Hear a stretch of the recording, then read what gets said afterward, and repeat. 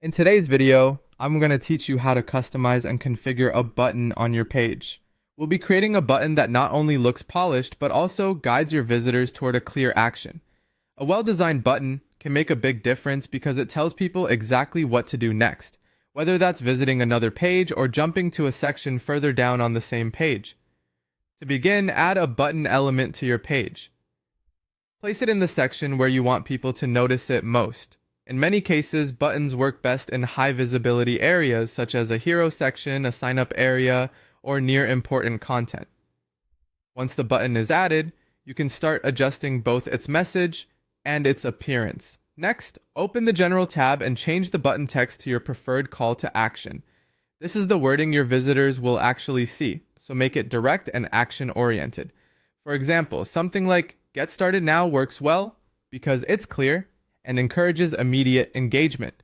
When choosing your text, try to keep it short and easy to understand so the button remains visually clean and effective. After that, go to the Advanced tab to change the button style. Here, you can choose between solid, outline, or transparent.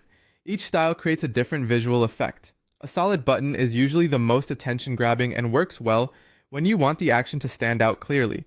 An outline button feels a little lighter and more modern while still remaining noticeable. A transparent button can create a minimal look, especially if you want the design to feel more subtle and sleek. While you're still in the styling options, customize the border, corner radius, and shadow so the button matches your brand. The border can help define the button, especially with outline or transparent styles. The corner radius controls how sharp or rounded the edges appear. Rounded corners often feel more modern and approachable, while sharper corners can give a cleaner, more structured look. Shadow can add depth and make the button feel more clickable, but it's usually best to keep it balanced so it enhances the design without becoming distracting.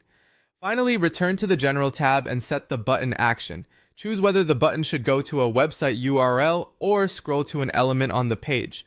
If you want to send visitors somewhere else, use the website URL option. If you want to guide them smoothly to another section on the same page, choose Scroll to Element. Once that's set, your button is ready to function as both a design feature and a clear path for user action.